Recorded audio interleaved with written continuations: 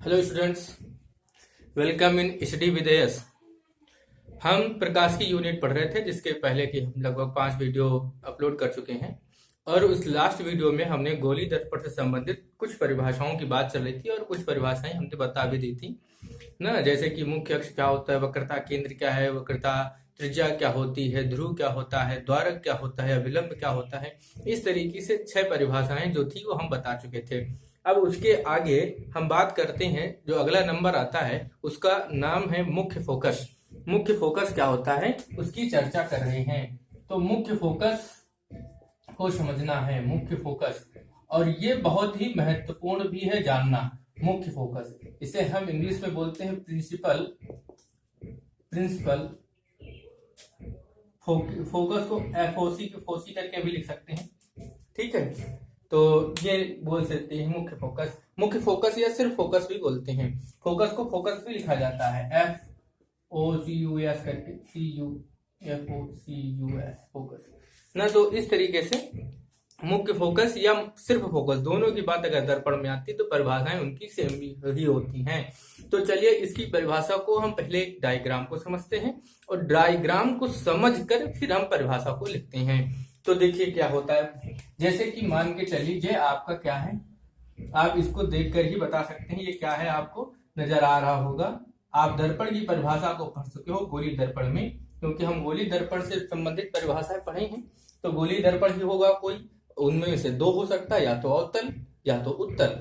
अगर अवतल होगा तो उभरे हुए तल पर पॉलिश होती है और दबे हुए तल से परावर्तन होगा, और अगर उत्तल है तो दबे हुए तल पर पॉलिश की जाएगी और उभरे हुए तल से प्रकाश का परावर्तन होगा। तो चलिए हम दोनों की बातें कर लेते हैं। तो ये देखो हमने बनाया है तल और इसके उभरे हुए तल पर हमने क्या किया है, पॉलिश। ये दो इस तरीके से लाइनें दिखती हैं, जहां जिधर होती है वो उधर ही उसकी पॉलिश की जाती है। तो ये हमने बना लिया है एक अवतल दर्पण, ये हमारा है अवतल दर्पण, ठीक है। ऐसे ही यहाँ पर हम बना लेते हैं दूसरा भी। ये हमने क्या बना लिया, उत्तल दर्पण। ये हमने इधर इसमें चलो इससे कर देते हैं, ये हमने पॉलिश कर दी, ये देखो अंदर की तरफ। ये हमारा क्या है, उत्तल दर्पण, ये हमारा उत्तल दर्पण है। अब दोनों में क्या होगा, ये देखो इसका ये जा रहा है मुख्य अक्ष, इधर भी हम ऐसे खींच सकते हैं, ये मुख्य अक्ष हो गया और इधर ये मुख्य अक्ष। अवतल दर्पण में मुख्य अक्ष सिर्फ बाईं ओर ही दिखाना पड़ता है और इधर ऐसे ही हम खींच देंगे, ये मुख्य अक्ष हो गया। मान लेते हैं ये इसका सी पॉइंट है जिसे हम वक्रता केंद्र कहेंगे, क्योंकि इनकी परिभाषाएं तो हम पहले भी पढ़ चुके हैं, तो इनको लिख लेते हैं। और ये यहाँ का पॉइंट क्या होगा, यहाँ का पॉइंट ये क्या है, ये है आपका ध्रुव, और यहाँ पर ये ध्रुव है और आपका वक्रता केंद्र मान लेते हैं यहाँ कहीं पर ये सी है, ठीक। तो ये हमने बना लिया, इतनी परिभाषाएं हम पहले भी पढ़ चुके हैं। अब हमने क्या किया, अब देखो परिभाषा में क्या होगा, देखो मुख्य अक्ष के समांतर चलने वाली किरणें, देखो ये मुख्य अक्ष के समांतर किरण जा रही है, ये किरण जा रही है, ये भी किरण इसके ऊपर आ रही है, एक किरण ये भी है जा रही है, और बढ़ने के पश्चात ठीक जिस बिंदु पर मिलती हुई प्रतीत होती है, देखो यार देखो, ये देखो यहाँ पर क्या हो रही है, ये मान लीजिए ऐसे जा रहा है, ऐसे ऐसे ऐसे। तो ये किरणें क्या थी, ये किरणें सब जा रही हैं, कैसे हैं, मुख्य अक्ष के, ये मुख्य अक्ष है और इसी के ये मुख्य अक्ष है, मुख्य अक्ष प्रिंसिपल अक्ष एक्सिस, ठीक है। तो ये मुख्य अक्ष है यहाँ पर और एक बिंदु पर मिल रही है। ये अवतल दर्पण में वास्तव में मिलती है, वास्तविक प्रतिबिंब बनता है। अब बात करें उत्तल दर्पण में, उत्तल दर्पण में ये किरण गई, एक ये गई, एक ये यहां से गई और एक ये ऐसे गई, ठीक। अब मान लीजिए ये किरण जा करके, ये डॉटेड हम दिखा रहे हैं, ये ऐसे जा करके यहाँ पर मिल रही है,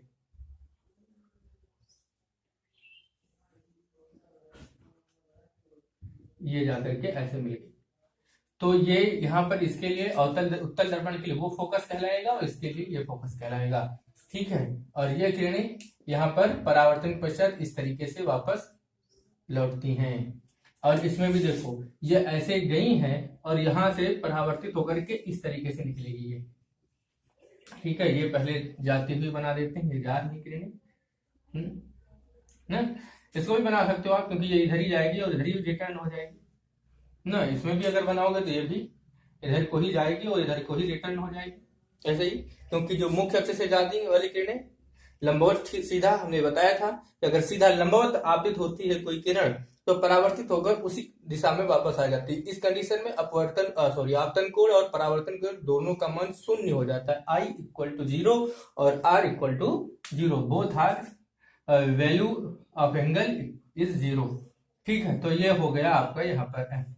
तो ये इसके लिए ये, और ये इधर को ऐसे निकलेगी, ये तो वापस ही हो जाएगी और ये इधर जाएगी और ये परावर्तित होकर ऐसे निकलेगी।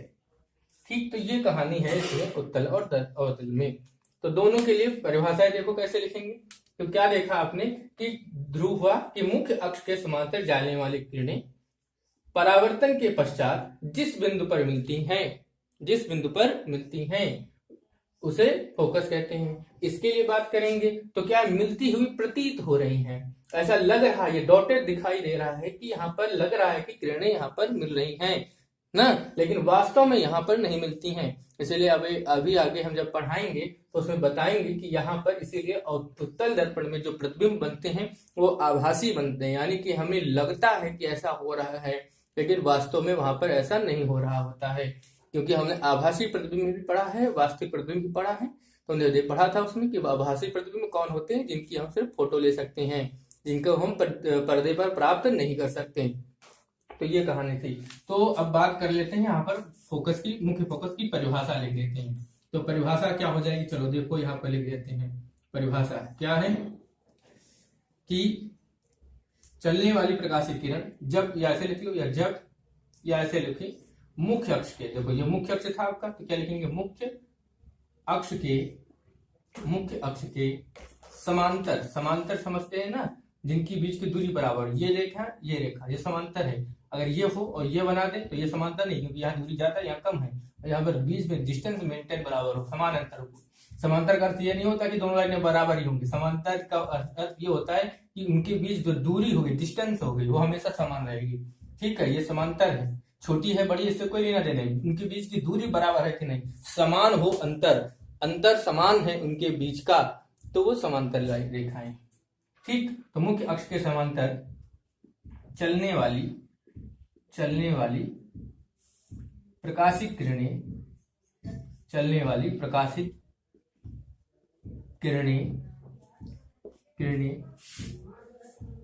परावर्तन के पश्चात जिस बिंदु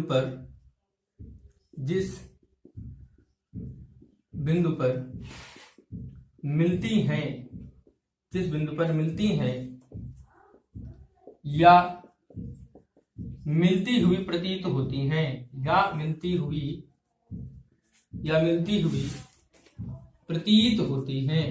प्रतीत होती हैं। ठीक, मिलती हैं या मिलती हुई प्रतीत होती है, वह बिंदु उस दर्पण का, गोलीय दर्पण का लिख सकते हो, उस दर्पण का फोकस कहलाता है। फोकस लिख लो, या मुख्य फोकस या मुख्य फोकस कहलाता है। तो ये इसकी परिभाषा हो गई। इसे और बात के लिए क्या लिख सकते, क्या इसे कैपिटल F से प्रदर्शित करते हैं, ये बात लिख सकते हो, कैपिटल F से प्रदर्शित करते हैं, इसे कैपिटल F से प्रदर्शित करते हैं।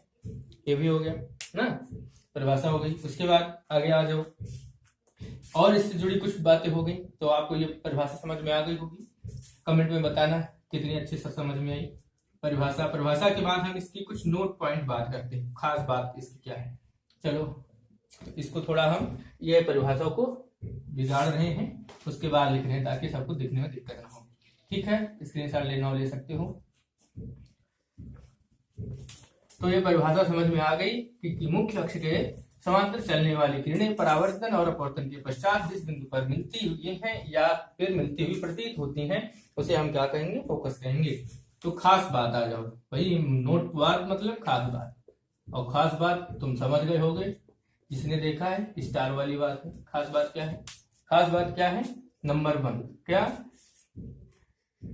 दर्पण में ठीक फोकस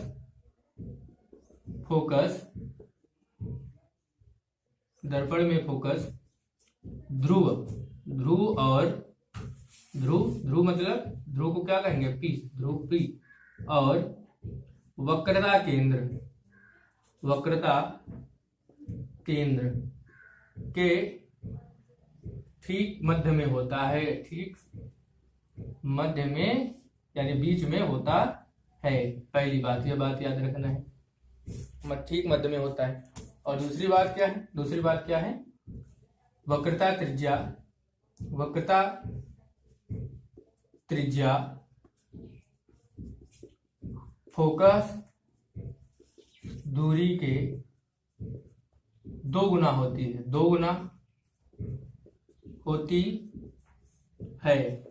या करके क्या लिखो, या क्या लिख सकते हो, फोकस दूरी, अथवा करके यह परिभाषा बन जाएगी दूसरी भी, फोकस दूरी वक्रता त्रिज्या की आधी होती है, वक्रता त्रिज्या की आधी होती है। तो ऐसी बात भी लिख सकते हैं, आधी होती है, ये बात भी लिख सकते हैं। अब देखो इसमें पहली बात क्या है, दर्पण के फोकस ध्रुव और पी वक्रता, जैसे कि ये पी है, ये वक्रता केंद्र सी है, तो इसका मतलब क्या होगा कि जो पीएफ होगा, पीएफ क्या है, दर्पण के, अच्छा फोकस दूरी तो अभी डिफिनेशन लिखा ही नहीं, चलो ठीक, ये बात आप यहाँ पर लिख देंगे। चलो फोकस दूरी की पहले बात कर देते हैं, तब इस डिफिनेशन को लिखाएंगे तो और अच्छा समझ में आएगा ना। चलो फोकस दूरी, तो चलो हम यहाँ से ही समझ लेते हैं, फिलहाल लिख दिया है, चलो इसकी डिफिनेशन हम बाद में बता देंगे। दर्पण में जो फोकस होता है वो ध्रुव और वक्रता केंद्र के ठीक मध्य में होता है, ये बात तो आपको यहाँ से याद रखनी है। और ये जो दूसरी बात है वो हम फोकस दूरी की परिभाषा लिखा के तब बताते हैं। चलो ये पहली एक खास बात तुम्हारी हो जाएगी उसके लिए। दूसरी खास बात हम फोकस दूरी समझाने के बाद बताएंगे। चलो पहले फोकस दूरी को समझ लो। फोकस दूरी क्या होती है, फोकल लेंथ, इसको लिखेंगे फोकल लेंथ, फोकल लेंथ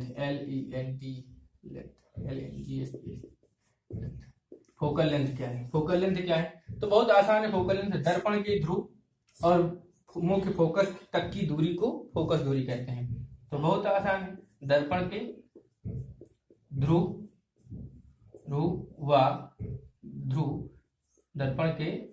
व मुख्य फोकस तक की दूरी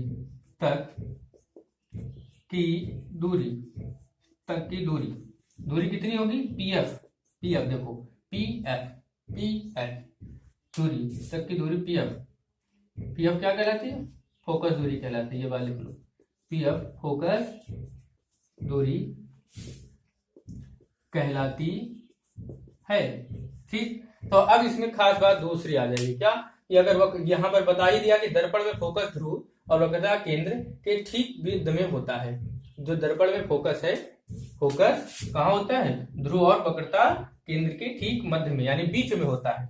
और देखो ये P है, ये C है, इसका ठीक बीच में F होगा। अर्थात इसका मतलब क्या है, जो PF है वो क्या होगा, PC/2 होगा, आधा होगा।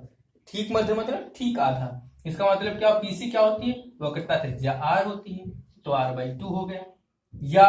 या करके क्या लिख सकते हो, 2F को इधर भेज देंगे। अगर PF को हम क्या, PF क्या है, PF ही तो हमारी F है, PF को ही तो हम F कहते हैं। फोकस दूरी स्मॉल f, यह भी लिख लेते हैं, इसे यहाँ पर लिख देते हैं, इसे स्मॉल f से प्रदर्शित करते हैं, स्मॉल f से प्रदर्शित करते हैं, फोकस दूरी को स्मॉल f से प्रदर्शित करते हैं। तो ये स्मॉल f से प्रदर्शित करते हैं इसको। तो फोकस दूरी PF होती है और PF क्या होगी, F है, और F बराबर PC/2। PC का मतलब क्या है, R मतलब वक्रता त्रिज्या बटे 2, या आप क्या लिख सकते हो, R बराबर 2F। ठीक, तो ये वाली जो डिफिनेशन है R बराबर 2F वो पहले नंबर के लिए काम करेगी, और ये R/2 वाली जो बात है तो वो किसके लिए काम करेगी, इसके लिए काम करेगी। इसके लिए अगर हम बात करें इसके लिए, तो यहाँ पर आपका चलेगा स्मॉल f = R/2। और अगर हम इसकी बात करें तो इसके लिए हम चलेंगे R = 2F से। ठीक, तो दोनों में ये हो गए, देखो 2F यानी F का 2 गुना R ना। तो फोकस दूरी वक्रता त्रिज्या फोकस दूरी के 2 गुने के बराबर होती है। देखो वक्रता त्रिज्या फोकस दूरी के 2 गुने के बराबर होती है। फोकस दूरी वक्रता त्रिज्या के आधे के 1/2 मतलब आधा के बराबर होती है। तो फोकस दूरी क्या होती है? दर्पण के ध्रुव और मुख्य फोकस तक की दूरी को फोकस दूरी कहते हैं और इसे एफ से प्रदर्शित करते हैं। तो ये दोनों बातें हो गई फोकस दूरी वगैरह की। ठीक, चलिए अब ये आपका नंबर हो गया 7th था, वो ये मुख्य फोकस 7th था और ये हो गया 8th नंबर। चलिए अब आगे बढ़ते हैं थोड़ा सा और, ठीक है। तो इसमें कोई डाउट हो तो दोबारा आप कमेंट करके बता लीजिए, हम दोबारा समझा देंगे समझने में कोई समस्या हो। ठीक, अब उसके आगे हम बात करते हैं। आप लोग भाई देखो कमेंट करके बताते जरूर रहे, कोई प्रॉब्लम समझ में आया नहीं आया तो बताते रहे, कोई दिक्कत अगर होती है तो आप दोबारा अगर आप बोल देते हैं तो हम कमेंट देखेंगे तो हम उसको अगली वीडियो में ध्यान करके अच्छे से बताने का प्रयास करेंगे।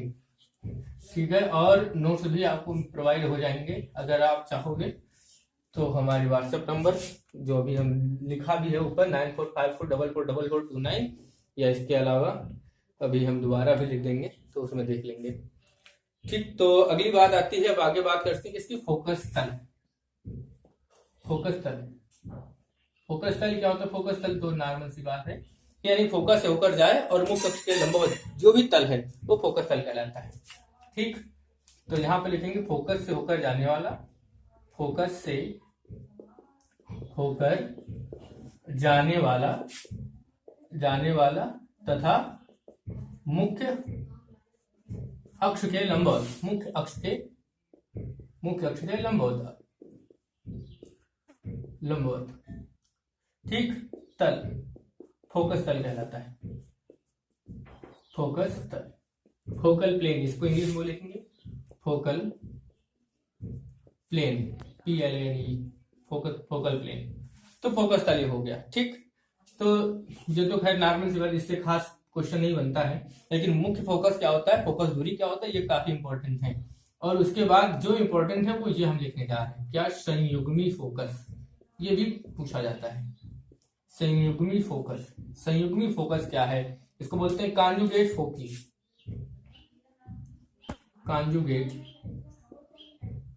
कॉन्जुगेट फोकी, FOCI, कॉन्जुगेट फोकी। ये क्या है? देखो दर्पण पे, दर्पण या मुख्य अक्ष के क्या बोल सकते हैं। ठीक, दर्पण में, दर्पण से दूर स्थित उन दो बिंदुओं को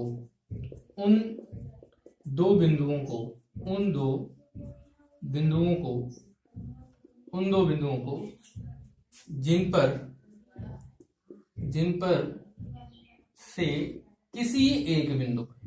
पर से किसी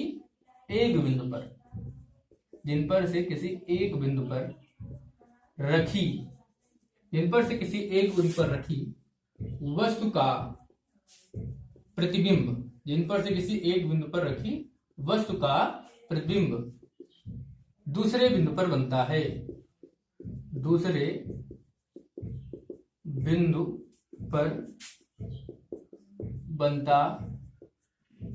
है, ठीक, तो ये बताया गया कि बनता है वो दो बिंदु, उन दोनों या वह दोनों बिंदु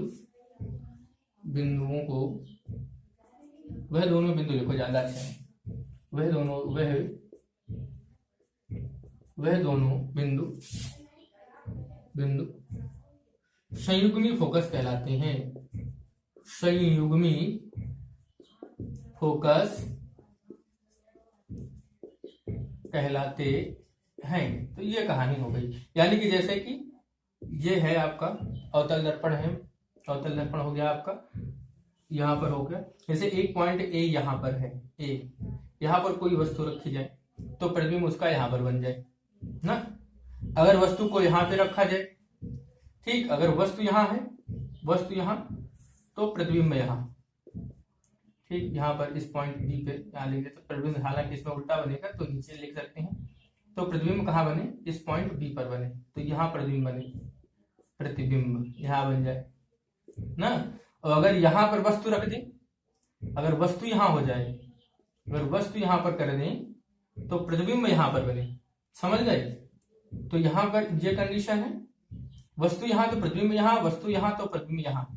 हालांकि ये स्थिति आगे आई, वक्रता केंद्र पर अगर हम वस्तु को रखते हैं तो प्रतिबिंब भी वक्रता केंद्र पर बनता है।